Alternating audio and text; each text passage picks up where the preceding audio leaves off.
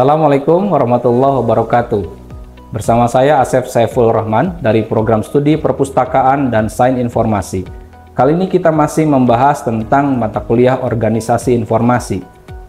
Setelah kita mempelajari tentang analisis subjek sebagai langkah awal di dalam proses mengorganisasikan informasi, berikutnya yang harus kita pelajari dan harus kita lakukan di dalam melakukan organisasi informasi adalah proses klasifikasi.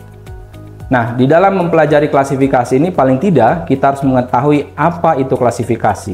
Kemudian kita juga melihat secara sekilas sejarah dari klasifikasi itu sendiri. Berikutnya kita akan pelajari bagaimana sistem, kemudian bagan, skema, dan juga notasi dari klasifikasi. Klasifikasi merupakan pengelompokan benda atau objek lainnya berdasarkan ciri-ciri yang sama. Nah, klasifikasi di perpustakaan merupakan upaya untuk menata alam pengetahuan ke dalam tata urutan yang sistematis. Nah, klasifikasi juga merupakan proses untuk menata pengetahuan yang terdapat dalam suatu koleksi bahan pustaka. Bagaimana dengan sejarah klasifikasi? Klasifikasi ini berasal dari Pinakes, yaitu semacam katalog yang digunakan untuk menempatkan subjek yang umum. Klasifikasi ini ditemukan oleh Kalimakus di perpustakaan Alexandria di Mesir.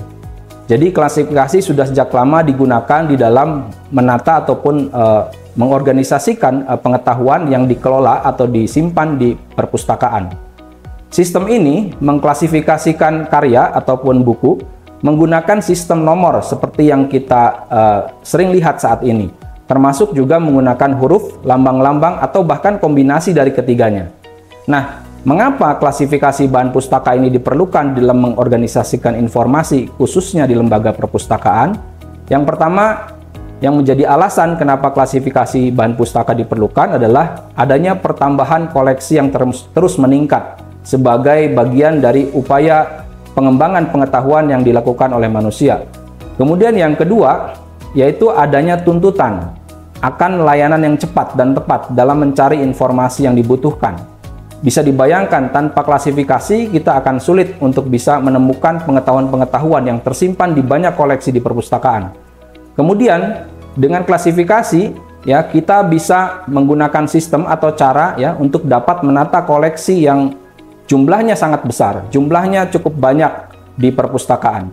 Kemudian juga diperlukan adanya alat bantu penelusuran informasi yang sistematis.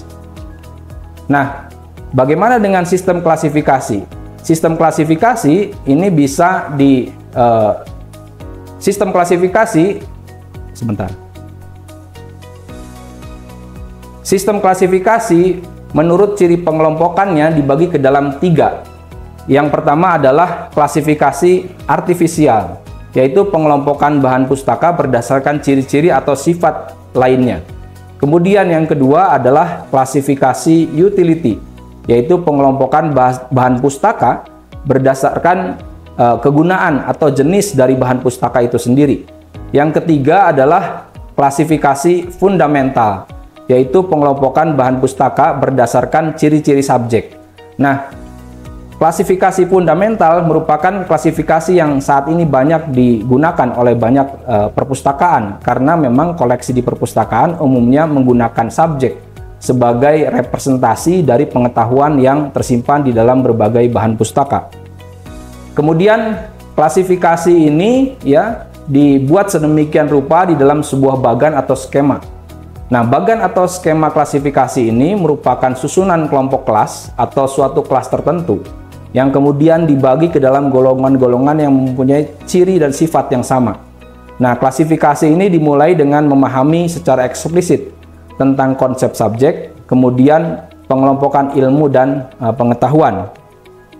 Bagan atau skema klasifikasi ini terdapat beberapa contoh atau terdapat beberapa jenis yang umumnya dipakai di lembaga perpustakaan. Misalnya ada Dewey Decimal Classification. Kemudian yang kedua ada UDC atau Universal Decimal Classification.